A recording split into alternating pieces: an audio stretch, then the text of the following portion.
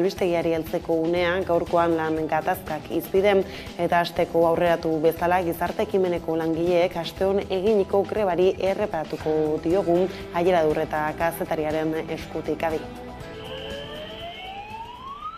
Araba, Bizkaia eta Gipuzkoako gizarte ekimeneko ikastetxeetan astebeteko greba egin dute. Greba egunen jarraipena eta mobilizazioak izan duten babesari dagokionez, valorazio positibo bat egiten dugu, ez? Manifestazioetan 5.000 langile inguru batu dira eta 9.000 langileko kolektibo batean oso jarraipen zabala dela iruditzen zaigu. Elak, Estelasek, Komisio Obrerasek, Labek eta Ugetek deitu dute sektorialan ustera. Helburu nagusia izanik patronala mugiaraztea, baina hori ez da lortu. Hala, naiz eta grebaren valorazio positiboa egin duten langileen ordezkariek patronalaren jarrera kritikatu dute. Bilerarik ez dago aurre ikusita, ez digute deitu patronalek. 5 egun hauetan ez dugu inolako deialdiri jaso, ez dugu inolako proposamenik izan patronalen aldetik, eta beraz, gaur eskatu nahi dieguna hori da, ez? Proposamena jarritzatela, edukia jarritzatela.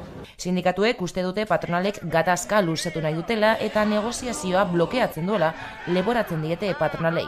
Proposamenak mahai gainean jartzeko eskatu diete patronalei eta hezkuntza sailari ordea gatazkaren irtenbidean esku hartzeko. Azkeneko gatazka ez errepikatzeko eskaera egiten degunean, esan nahi deguna da, azken gatazka azkenean bukatu zela hasieratik mahai gainean zeuden eskaerei erantzun bat egon zenean. Eta guk esaten deguna da, ez degula horretara iristeko prozesu berdina egiterik nahi, baina horretarako giltza eta horretarako proposamenak eta edukiak eta planteamendu egokiak mahai gaineratzeko ardura eta hori ekidin dezaketenak Eusko Jaurlaritza eta patronalak dira.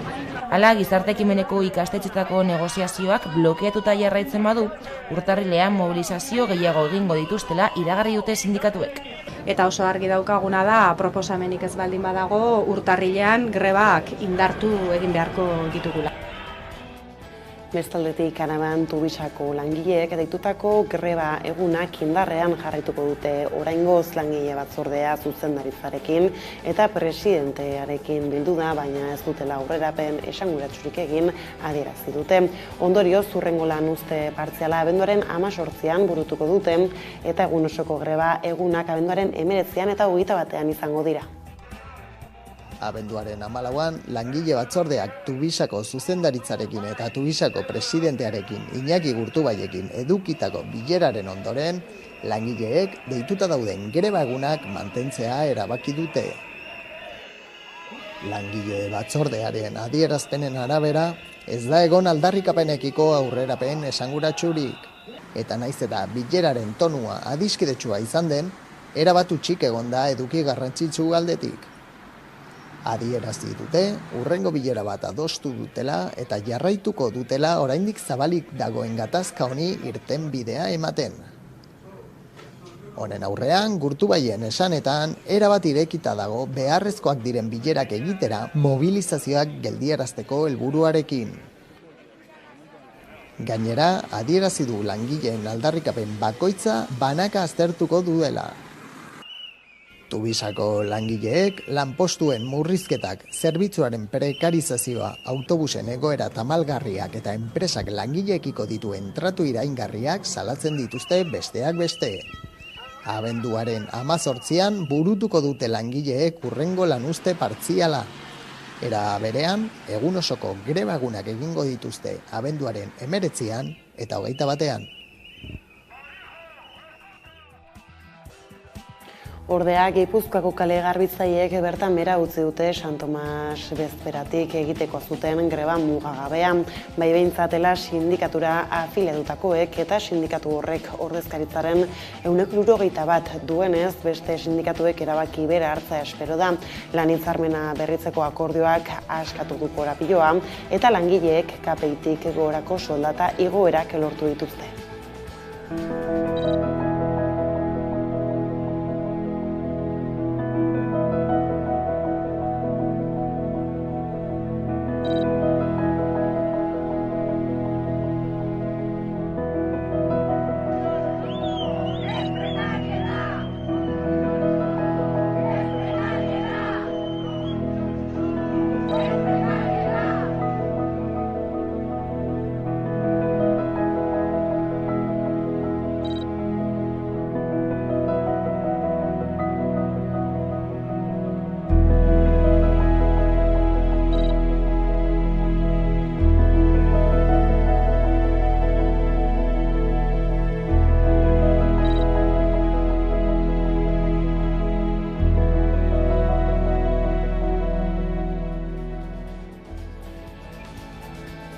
Gipuzkoatik Nafarroara salto greba deialdia egin dute Anfaseko langileek lan hitzarmena berritzeko 2 urteko saiakeraren ostean. Sindikatuek azaldu dutenez, berrinak nekatuta daude enpresaren aldetik jasotzen duten blokeo jarrerarekin. Hala mobilizazio berriak iragarri zituzten atzo Erne.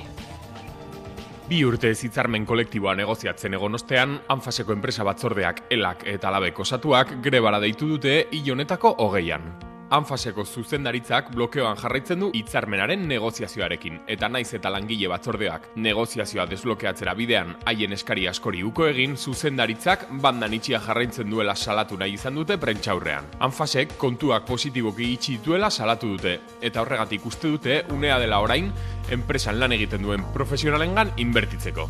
Enpresa batzordearen eskariak argiak dira.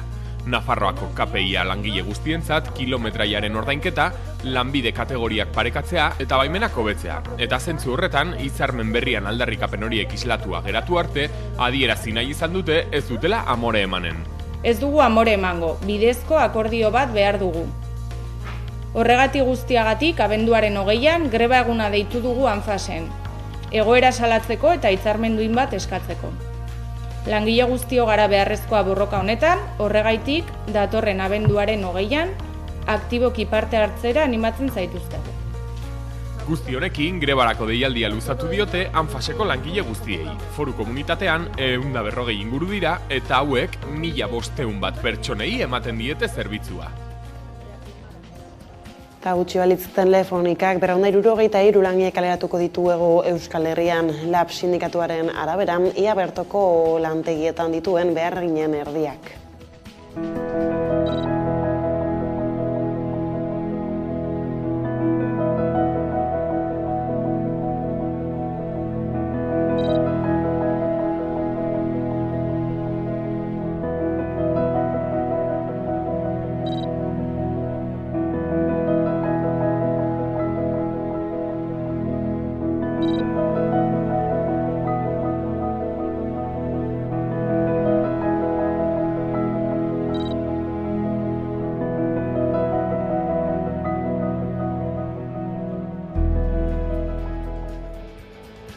Horrela, ia urte erdi darama inflazioak gora egiten Hego Euskal Herrian, baina azaroan behera egin du berriro Espainiako Estatistika Institutuaren arabera, 3,5%tik 3,2% jaitsi da oraingoan gehien bat energia produktuak merkatu direlako. Hala ere, elikagaien garestizea handia da oraindik gaur egun erosketa egitea iazko azaroan baino, 8,9% garestiagoa baita aiara durreta. Ia urtebete darama inflazioak gora egiten Hego Euskal Herrian, baina azaroan bera egin du berriro. 3,5%tik 3,2% jeitzi da oraingoan, batez ere energiaren merketzearen eraginez. Baina elikagaiak iaz baino 8,9% garestiago daude orain. Ez dago ziur jakiterik zer egingo duen inflazioak datozen hilabeteetan, baina Madrilgo gobernua hartzeko den neurri paketeak nabarmen baldintzatu dezake prezioen garestitzearen bilakaera. Eta baliteke arau fiskal berrietara moldatzeko neurriek inflazioa berriro igoaraztea datozen hilabeteetan. Izan ere, oraindik akordiorik ez badago ere, Europako Batasunean arau fiskalak berrezarriko dituzte laster, estatuen zorpetzea eta defizita mugatzeko. Eta horrek esan nahi du azken urtean Europar Batasuneko gobernuek eman dituzten laguntza batzuk amaitu egin beharko dutela. Pedro Sánchezen gobernuak hainbat laguntza eman ditu azken aldian. Garraio publikoa merkatu, elikagai batzuen beza murriztu, bada horitako batzuk kentzeko asmoa du. Badirudi elikagai batzuen bezaren murrizketa mantendu egingo dutela, baina garraio publikoaren deskontuak biztanle batzuei bakarrik mantendu nahi dizkie, gazteei eta langabei. Eta inflazioaren eraginez, hegoaldeko pentsioak 55 euro handituko dira batez beste urtarrilaren batean. Hego Euskal Herriko 650.000 pentsiodunak hasi daitezke kontuak egiten urtarriletik aurrera jasoko duten pentsioari buruz. Egun jasotzen dutenari 3,8% gehitu behar diote. Hori ze izan baita Espainiaren batez besteko inflazioa azken 12 hilabeteetan. Arabako 2 udalek, Bizkaiko 19 eta Gipuzkoako 20 izango dute aukera beren herrietako alokairuen prezioak mugatzeko tentsio handiko eremu izendatzeko baldintzak betetzen dituzten Eusko Jaurlaritzako lurralde plangintza, etxebizitza eta garraio sailaren arabera. Hala ere, bide luzea dago baldintzak betetzetik alokairuen prezioak mugatzera.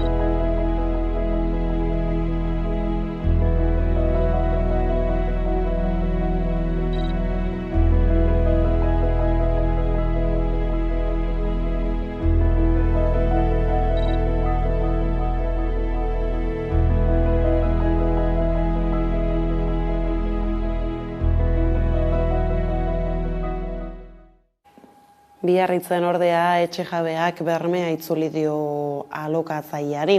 Aldaren ekintzaren ondotik etxebizitza eskubidea defendatzen duen alda elkarteak Biarritzen egin duen ekintzaren ondorioz etxe jabe batek alokatzaile ohiari itzuli behar izan dio 8 bermea. AFC Promotions higiezinen agentziaren zuzendaria da elkarteak jomugan hartu duen ohiko iruzurgilea ikusi. De connaître le fin mot de cette histoire.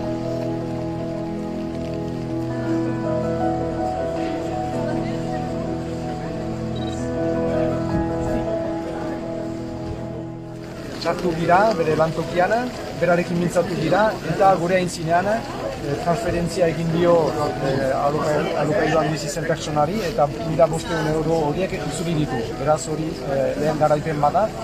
Pertsona horrek diru hori segidan behar baitzuen. Bestanez, prozedura luze batzu egiten algin dituen rekuperatzeko, baina urte bat, 2 urte irauten aldute, eta pertsona horrek 1.500 euro horiek segidan behar zituen. Jabeak buruz da, eta agentziak buruz, erraiteko ez dugula onartuko alokairuen mugatzearen errespetatze faltarik, eta zinez hori zainduko dugula, eta horako ekintzak edo justiziarat joko dugula, induzu bat edo alokairuaren mugatzearen ara hori ez bada errespetatzen.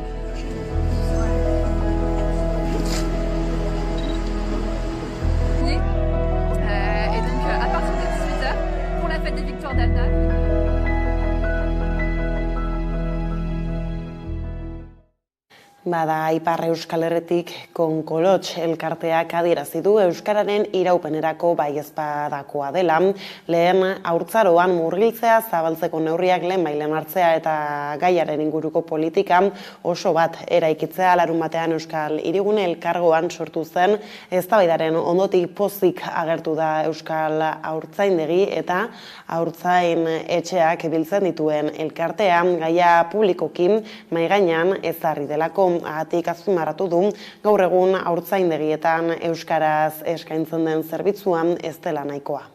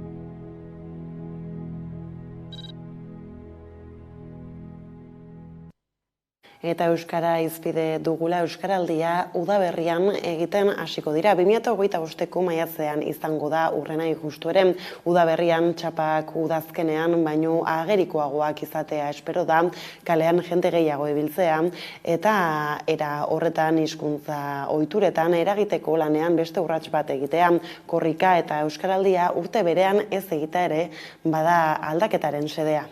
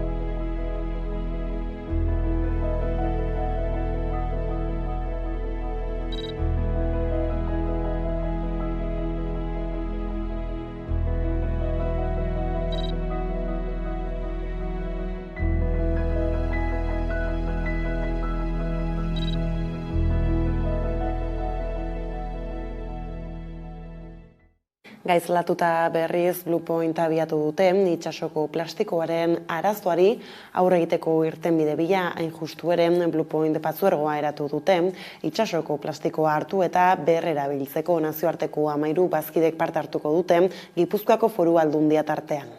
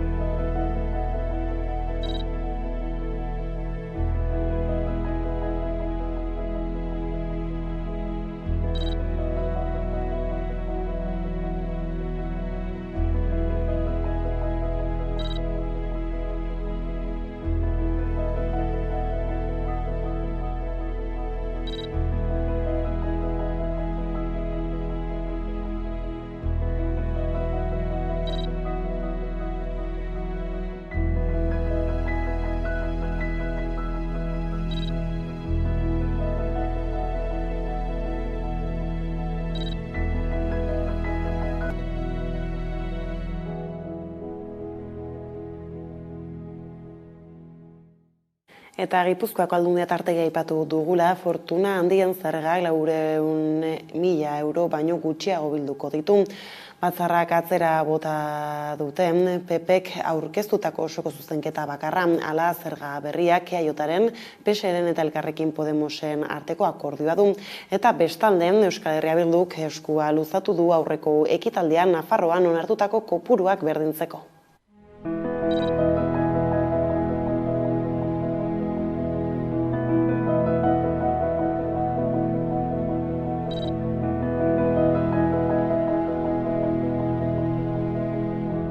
De modo que desde Elkarrekin Podemos sí, vamos a defender la progresividad fiscal, vamos a defender las medidas fiscales que distribuyan la riqueza y vamos a sacar adelante el impuesto a las grandes fortunas.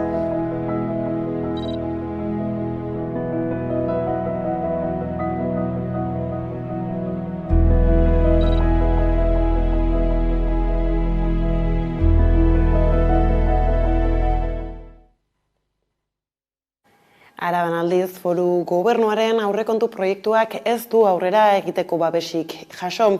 EAJak eta PSek gutxienez oposizioko talde baten babesa behar zuen, baina azkenean Arabak 2023ko aurrekontuen luzapena egin beharko du.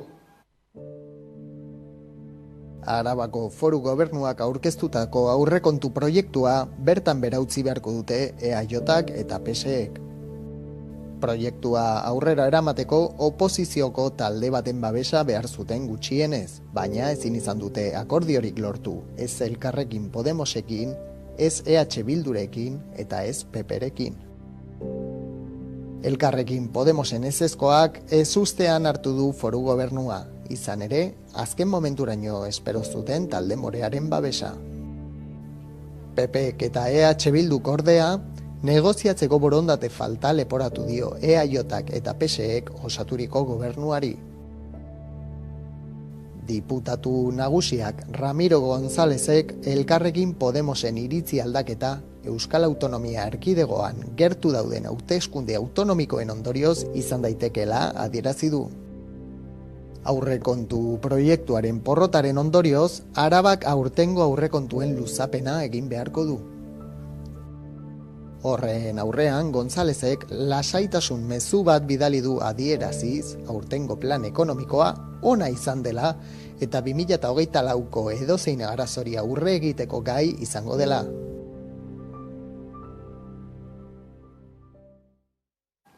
Eta Araban garela Gasteizko Txagorritxu ospitaleko larrialdiek gainezka egin dutela salatute hainbat eragileek erne. Astelen eta astearte goizean, hainbat pazienteek 12 ordu baino gehiagoko itxaronaldiak egin behar izan zituzten Txagorritxuko larrialdi zerbitzuan. Kasu batzuetan, gaixoak etxera bueltatu ziren kontsulta ordua iristen etzelarik. Eusko Jaurlaritzako bozeramaileak Bingen Zupiriak adierazi du, orokorrean larrialdi zerbitzuetan ematen ari diren itxaronaldi luzeak aurreikusteko zaila den hainbat faktoreen batuketen ondorio izan direla. Se ha dado una conjunción de hechos que no es habitual. Por lo tanto, no me parece una situación fácil de prever. Incluso existiendo una previsión, nos encontramos con una dificultad para la contratación de profesionales en algunas especialidades, lo que hace que la atención a esta situación haya tenido que ser de la manera en la que se ha desarrollado.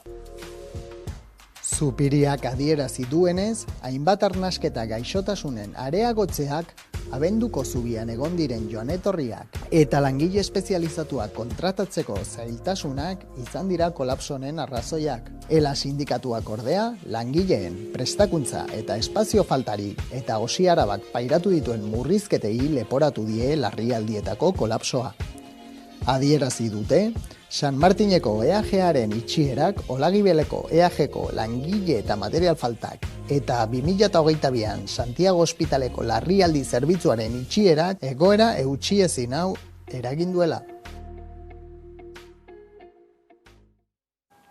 Eta Araban garela kulturarloari helduta jaztailaren 59. edizioko ordainpeko kontzertuak iragarri dituzte antolatzaileek. Arabanez parkatu Gipuzkoara Salto, Trinitate Plaza, Kursal Auditorioa, Santelmo Museoa eta Victoria Eugenia Antzokia doinu ederrez beteko dituztenak uztailaren 23tik 28ra ez galdu.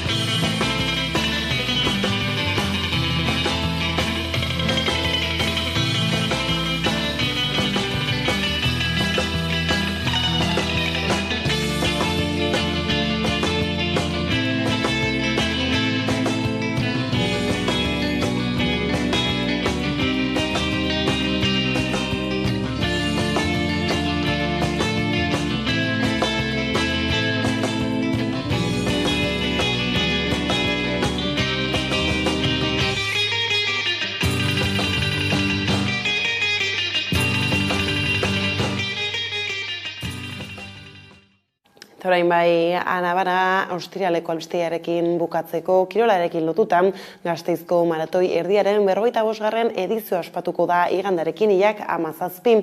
Lasterketa honek urtero 1000 lagun erakartzen ditu Arabar hiriburura, aurten gainera 3000 partaide inguru espero dira.